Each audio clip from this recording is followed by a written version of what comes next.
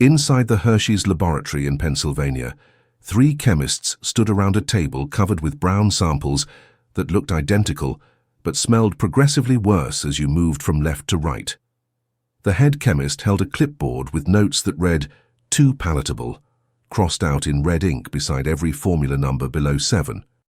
Why would the United States Army pay premium rates for a product specifically designed to taste terrible? Captain Samuel Cobb watched through the observation window as one chemist reluctantly tasted sample number 8, immediately grimacing and reaching for water. The contradiction made no sense until you understood what the War Department feared most. Not that soldiers would starve, but that they would eat their emergency rations too early and have nothing left when they truly needed it. The spring of 1941 brought an urgency to American military planning that most civilians could not yet comprehend, though the writing covered every wall in the War Department's endless corridors of hastily organized offices dealing with mobilization logistics. Captain Samuel Cobb had spent 8 years in the Quartermaster Corps managing supply chains for training exercises that involved hundreds of soldiers for days at a time, but the numbers crossing his desk since January suggested something far beyond practice maneuvers. The Army planned to field millions of men across multiple theaters of operation, spanning climates from Arctic Norway to tropical Pacific islands, and every single soldier would need a portable, non-perishable food source that could survive extreme temperatures, rough handling during combat, and months of storage in less than ideal conditions. Traditional field rations like hardtack biscuits and canned meat had sustained armies for generations, but modern warfare created scenarios where soldiers might be cut off from supply lines for weeks, fighting in jungles or deserts where resupply became impossible, and every ounce of carried weight meant the difference between mobility and exhaustion. The Subsistence Research Laboratory in Chicago had already developed the K-ration for paratroopers and other specialized units, but the War Department wanted something even more compact and durable for the worst-case scenarios that planners now considered inevitable rather than hypothetical. Cobb's assignment came directly from Colonel Paul Logan, the Quartermaster General's right hand for emergency rations development, who had served in the previous war and remembered watching soldiers trade cigarettes and personal items for chocolate bars that provided quick energy during the brutal offensives of 1918. Logan understood something that most officers missed. Soldiers were not machines that consumed fuel rationally based on need, but human beings who would eat the most appealing food first regardless of whether actual emergency conditions had arrived. The new emergency ration needed to pack maximum calories into minimum weight, remain edible after sitting in a pack through summer heat and winter cold, and somehow discourage casual consumption while remaining nutritionally viable when the time came to actually depend on it for survival. Logan had personally witnessed men in training exercises devouring their 3-day rations on the first day, simply because the food tasted good, then struggling through the remaining training period without adequate nutrition because they lacked the discipline to preserve resources for genuine emergency. The solution Logan proposed seemed almost cruel in its psychological calculation. Create a chocolate bar so deliberately unpleasant that soldiers would only eat it when facing actual starvation, but nutritious enough to sustain life when that moment arrived. Cobb traveled to Hershey, Pennsylvania in March, carrying specifications that read more like a list of defects than a product design. The bar must weigh exactly 4 ounces, provide 600 calories through a combination of chocolate, sugar, skim milk powder and oat flour, withstand temperatures up to 120 degrees Fahrenheit without melting, taste just a little better than a boiled potato, according to Colonel Logan's exact words, and have a texture slightly better than a piece of construction chalk. Sam Gerace, Hershey's chief chemist assigned to the military project, initially laughed when Cobb explained the intentional unpalatability requirement, assuming it was some kind of administrative joke or miscommunication. The laughter died when Cobb showed him Logan's signed memorandum that included the phrase, "deliberate formulation of minimal acceptable organoleptic properties to discourage non-emergency consumption." Gerace and his team spent 6 weeks deliberately sabotaging every principle of confectionery science that Hershey had perfected over 4 decades of commercial chocolate production. They reduced the sugar content, to barely above the threshold where the human palate registers sweetness, added oat flour that created a gritty texture similar to eating sand mixed with cocoa powder, and incorporated just enough milk powder to prevent the bar from being technically inedible, while ensuring it left an unpleasant waxy coating in the mouth that lingered for hours after consumption. The tempering process, which normally created smooth crystalline structures that melted pleasantly on the tongue, was modified to produce a dense, brittle bar that required significant jaw effort to bite through and refused to melt even at normal body temperature. Each iteration went through testing where soldiers from nearby Fort Indiantown Gap received samples with instructions to rate them on taste, and Gerace's team refined the formula based on complaints rather than compliments. By May, they had perfected sample number 14. Soldiers who tested it described the experience as eating a chocolate-flavored candle, like somebody mixed Hershey's with sawdust and regret, and most tellingly, "I'd only eat this if I was genuinely starving." The War Department approved production of 50,000 test bars designated Ration D for immediate field evaluation, with units training for deployment. Cobb watched the first production run in early June, massive industrial mixers processing tons of deliberately ruined chocolate that would be wrapped in plain brown paper and packed into waterproof containers. Each bar came with printed instructions that emphasized emergency use only, in letters large enough to read in dim light. The Japanese attacked Pearl Harbor on December 7th. The Ration D bar went into full production 3 days later. Production lines ran 24 hours. Within weeks, millions of bars began shipping to training camps across America and forward supply depots in Britain, Australia, and Panama. Captain Cobb received orders for immediate deployment to the Pacific Theater as a logistics officer responsible for monitoring emergency ration distribution and effectiveness. He carried a case of Ration D bars in his personal gear, wondering if the deliberate awfulness would actually work when men faced real combat conditions instead of training exercises. The answer would come in the jungles of Guadalcanal, where the terrible chocolate became the difference between survival and death for thousands of Marines cut off from resupply during the most desperate battles of the Pacific War. Captain Samuel Cobb arrived at Guadalcanal on August 19, 1942, 13 days after the 1st Marine Division had stormed the beaches in the first major American offensive operation of the Pacific War,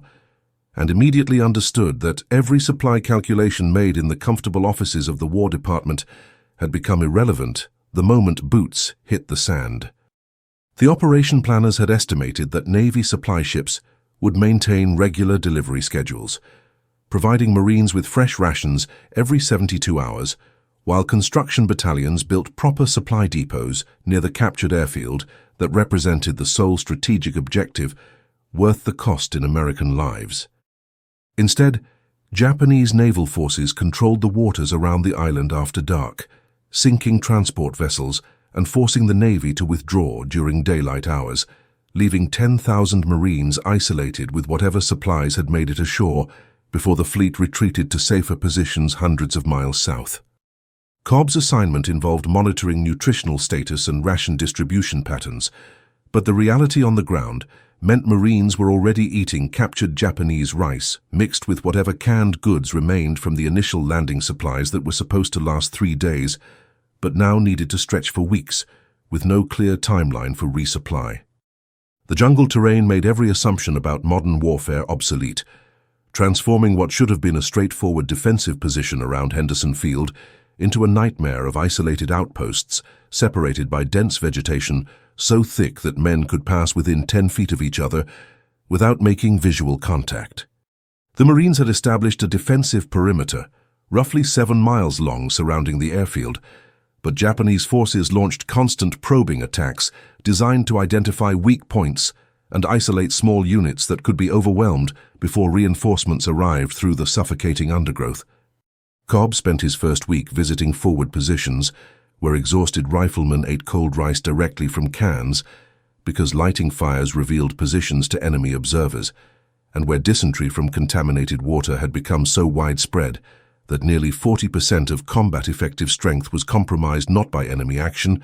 but by intestinal parasites that turned every calorie consumed into a race between nutrition and evacuation.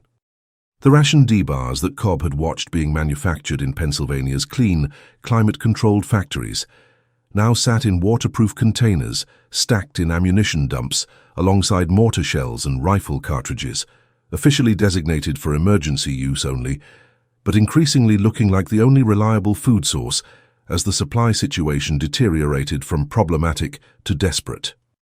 Lieutenant Robert Chen commanded a rifle platoon assigned to Outpost Charlie, a defensive position 2 miles south of Henderson Field, where 38 Marines occupied shallow foxholes carved from volcanic soil that turned to mud whenever the daily tropical rainstorms arrived with the regularity of scheduled artillery barrages. Chen had grown up in San Francisco's Chinatown, working in his family's restaurant, where portion control and food preservation meant the difference between profit and bankruptcy, and he approached ration management with the same ruthless efficiency his father had applied to stretching ingredients during the Depression years.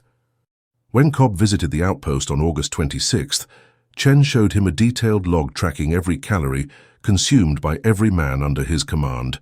noting that the official daily ration of 3,600 calories had averaged less than 1,800 for the past 11 days,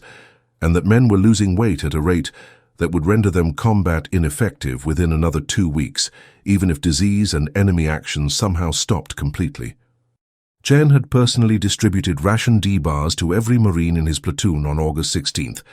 with explicit instructions that the chocolate represented genuine emergency rations to be consumed only when ordered or when isolated from the unit with no other food source available for more than 24 hours. Cobb examined the distribution log and noticed something unexpected. 9 days had passed since Chen issued the bars. Every Marine still carried his. Not a single man had eaten the emergency chocolate, despite losing weight and operating under conditions that most military planners would classify as genuinely life-threatening. Chen explained that the men remembered the taste from training, and the psychological barrier against eating something that deliberately tasted terrible had proven stronger than hunger that merely caused discomfort rather than actual starvation hallucinations. The Japanese attack came on August 29th, just after midnight, a coordinated assault involving roughly 200 infantrymen who had infiltrated through gaps in the Marine perimeter and hit Outpost Charlie from 3 directions simultaneously, with the clear tactical objective of overwhelming the position before reinforcements could respond. The initial firefight lasted 40 minutes, leaving 12 Marines dead and 16 wounded, and forcing Chen to withdraw the survivors deeper into the jungle, where they became separated from friendly lines by Japanese forces that had established blocking positions along every route back to Henderson Field. Chen had 19 men left, most carrying wounds ranging from minor shrapnel to serious gunshot trauma, no radio communication, limited ammunition, and the certainty that attempting to fight through Japanese positions would result in complete annihilation of the unit. 3 days passed, no food except what they carried, rainwater collected in helmets, morphine running out, the wounded getting worse. Chen made the decision on September 1st. Every man eats 1 Ration D bar immediately. Several Marines argued against it, insisting they could wait longer. Chen made it an order. Survival superseded taste. They ate the terrible chocolate. Nobody enjoyed it, but nobody died of starvation either. The bars kept them alive until September 3rd, when a Marine patrol from Henderson Field located the survivors and fought through to extract them back to friendly lines, where Cobb documented that every man had consumed exactly 1 4-ounce Ration D bar, and that the psychological resistance to eating the deliberately unpleasant chocolate had nearly resulted in preventable deaths from malnutrition despite carrying adequate emergency nutrition the entire time. Captain Samuel Cobb submitted his initial field report on September 8, 1942,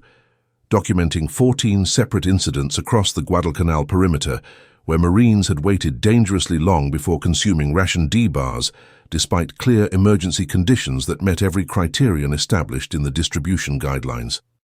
The report landed on Colonel Paul Logan's desk at the Quartermaster General's office in Washington 3 weeks later,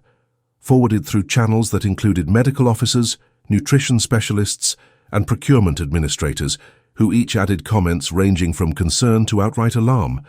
about what the data revealed regarding human psychology under combat stress. Logan had spent months perfecting a product designed to solve one problem, the premature consumption of emergency rations,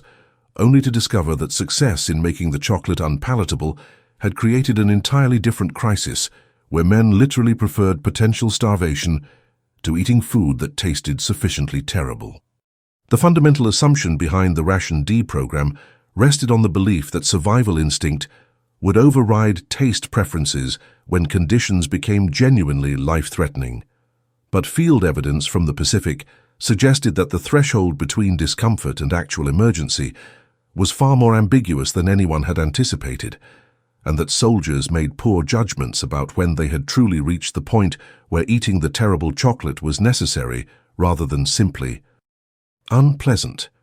Cobb's second report arrived in October, with additional case studies that painted an increasingly troubling picture of the psychological warfare being waged between military nutritionists and the men they were trying to keep alive.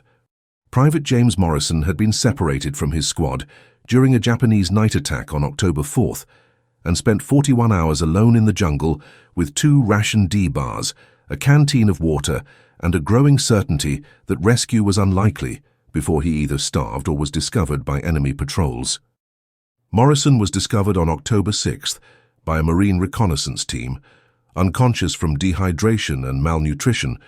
both chocolate bars still wrapped in his pack, despite the fact that he had not eaten anything for nearly 2 full days and had been within hours of organ failure. When questioned after recovering, Morrison explained that he kept thinking he could wait a little longer, that the situation was not quite desperate enough to justify eating something that he remembered tasting like wax mixed with dirt, and that each time he considered unwrapping the bar, his mind invented reasons why he should preserve it for an even worse situation that might develop later. The medical officer who treated Morrison noted in his report that the soldier's reasoning demonstrated a cognitive dissonance, where the psychological barrier against consuming the deliberately unpleasant food had become stronger than the physiological signals of starvation, creating a paradox where the very feature designed to make the ration useful, its terrible taste, had rendered it useless in the precise circumstances for which it was intended. Colonel Logan convened an emergency meeting in November with representatives from Hershey, the Subsistence Research Laboratory, the Surgeon General's Office, and field commanders who had direct experience with ration distribution in combat theaters. The debate exposed fundamental disagreements about whether the problem required a technical solution, modifying the chocolate formula to make it more palatable, or a training solution, educating soldiers more effectively about when to consume emergency rations regardless of taste. Captain William Bradford, who commanded a supply depot in New Caledonia that processed ration requests for units throughout the South Pacific, presented data showing that Ration D consumption rates remained below 20% even in documented emergency situations, while K rations that tasted significantly better were consumed within hours of distribution regardless of whether emergencies actually existed. Bradford argued that the original concept was correct, but that the execution had gone too far in the direction of unpalatability,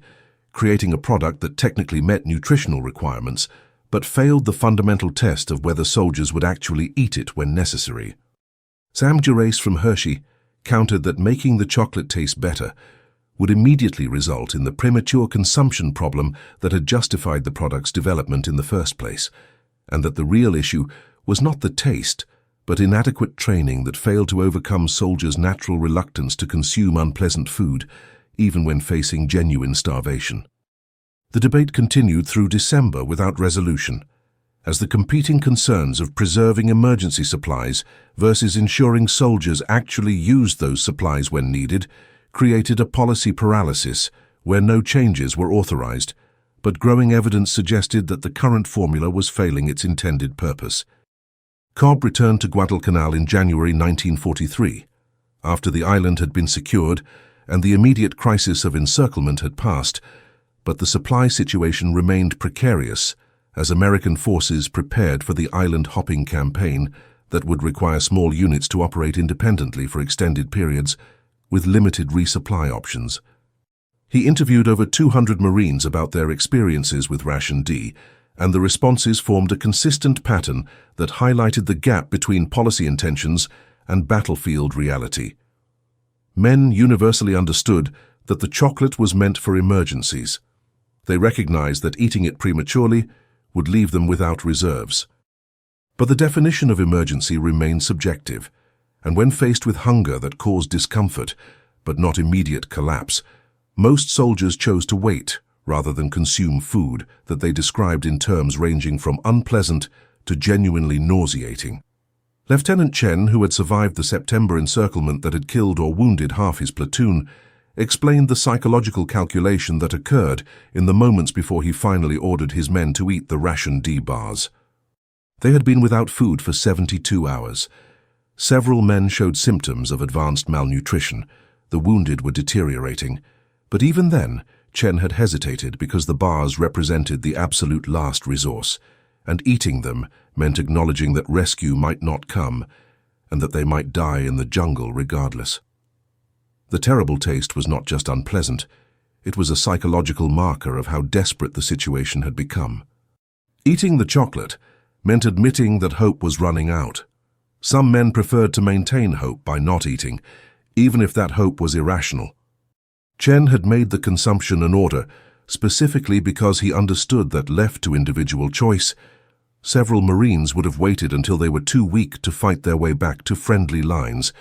and the terrible chocolate that was supposed to save their lives would have become a bitter monument to the miscalculation of how psychology and taste interact under combat stress. The War Department issued its final decision on the Ration D formula in February 1943, and the verdict reflected a bureaucratic compromise that satisfied neither the advocates for improved palatability nor the defenders of the original concept's deliberate unpleasantness. Colonel Paul Logan's memorandum authorized limited modifications to reduce the most objectionable textural qualities, replacing some of the oat flour with additional cocoa powder and adjusting the tempering process to create a bar that remained unpleasant but stopped short of inducing the gag reflex that several soldiers had reported during consumption testing. The modifications improved taste ratings from universally negative to merely poor, a distinction that seemed trivial but represented careful calibration between discouraging casual snacking and preventing the psychological resistance that had nearly killed men like Private James Morrison, who carried life-saving nutrition but refused to eat it until losing consciousness. Production continued at Hershey with the modified formula beginning in March, while existing inventory of the original version remained in distribution throughout the Pacific Theater until supplies were exhausted sometime in mid-1944. Captain Samuel Cobb received copies of the revised specifications along with instructions to monitor consumption patterns and report whether the changes affected either premature use or emergency availability, essentially asking him to determine if the compromise had solved the problem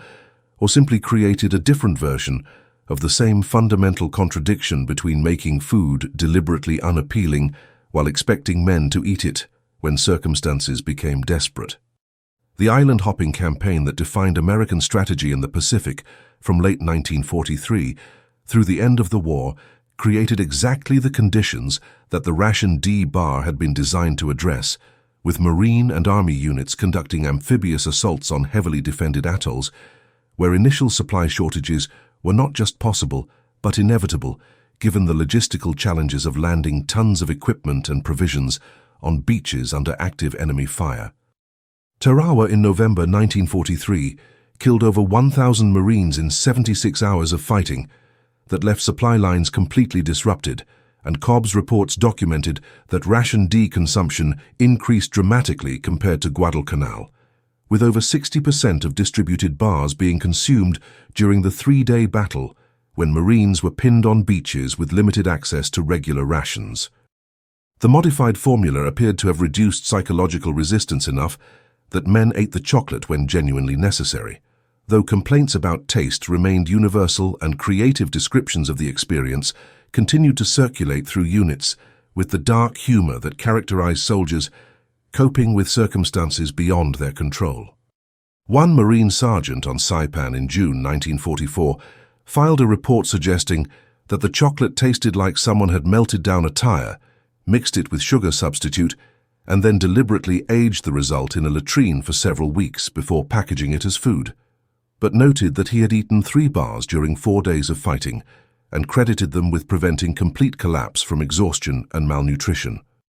Production numbers told the story of how thoroughly the Ration D bar had become embedded in American military logistics, despite its reputation as the worst-tasting food product ever deliberately manufactured for human consumption. Hershey produced over 380 million bars between 1942 and 1945, an average of more than 250,000 bars per day for nearly 4 years of continuous operation that transformed the company's facilities into what was essentially a factory for controlled unpleasantness. The bars went everywhere American forces fought, from Pacific jungles to European hedgerows to North African deserts,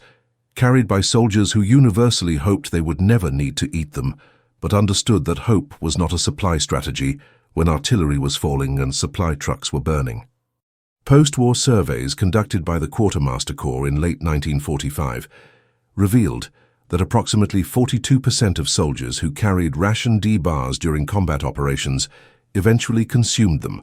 a rate significantly higher than the 20% observed during the early Guadalcanal period, but still indicating that the majority of distributed bars were never eaten despite being carried through circumstances that most military planners would classify as genuine. Emergencies. The disconnect between distribution and consumption haunted the final analyses that attempted to evaluate whether the Ration D program had succeeded or failed in its fundamental mission. Thousands of soldiers credited the chocolate with saving their lives during periods of isolation or supply disruption when no other food was available. Hundreds of others had been found dead or severely malnourished with uneaten bars in their possession, suggesting that the psychological barrier against consuming deliberately terrible-tasting food remained powerful enough to override survival instinct even in extremis. Medical officers who studied nutrition-related casualties during the war estimated that somewhere between 50 and 200 deaths could be directly attributed to soldiers refusing to eat Ration D bars when starvation was imminent, while several thousand additional cases of severe malnutrition resulted in permanent health damage that might have been prevented by earlier consumption of available emergency rations. The numbers were small compared to overall casualties, but represented a troubling validation of the concerns raised by officers like Captain Bradford, who had argued that making the chocolate too unpalatable would render it useless regardless of its nutritional content. Captain Samuel Cobb returned to the United States in November 1945 after spending nearly 3 years in the Pacific monitoring ration effectiveness and submitting reports that documented the strange war between taste and survival that played out in foxholes and jungles across half the world. He testified before a Quartermaster Corps review board in January 1946, summarizing his observations about what the Ration D experiment had revealed about human psychology under stress. Cobb explained that soldiers were remarkably adaptable to terrible conditions, able to function effectively while exhausted, wounded, frightened, and operating under circumstances that would break most civilians within hours. But taste preferences represented a psychological barrier that proved surprisingly resistant to rationalization, even when death was the alternative. Men could force themselves to advance under machine gun fire, despite every instinct screaming to take cover. They could not force themselves to eat something that tasted bad enough to trigger disgust responses, at least not until they reached a level of desperation where conscious decision-making had been largely replaced by pure survival reflex. The original concept of discouraging premature consumption through deliberate unpalatability was sound in theory, but had failed to account for how difficult it would be to calibrate the exact level of unpleasantness that would prevent casual snacking without also preventing emergency consumption. The Ration D bar remained in production through 1948 and was eventually replaced by improved emergency rations that attempted to balance palatability with shelf stability, though none achieved the legendary status of the chocolate that soldiers had simultaneously credited with saving their lives and cursed as the worst food ever created. Hershey never used the formula for commercial products. The recipe remained classified until the 1970s, when military historians gained access to Quartermaster Corps records and discovered the detailed specifications for deliberate terribleness. Captain Samuel Cobb retired from the Army in 1949 with the rank of Major, having spent 8 years managing the logistics of keeping men fed under the worst conditions imaginable. He kept a single Ration D bar in his desk drawer until his death in 1983, a reminder that sometimes the hardest problems in warfare have nothing to do with defeating the enemy and everything to do with understanding the strange relationship between taste, survival, and the human mind's ability to make catastrophically poor decisions even when the right choice should be obvious. The worst chocolate in the world saved thousands of lives. It also killed some. That paradox never found a solution, only a compromise that was slightly less terrible than the alternatives.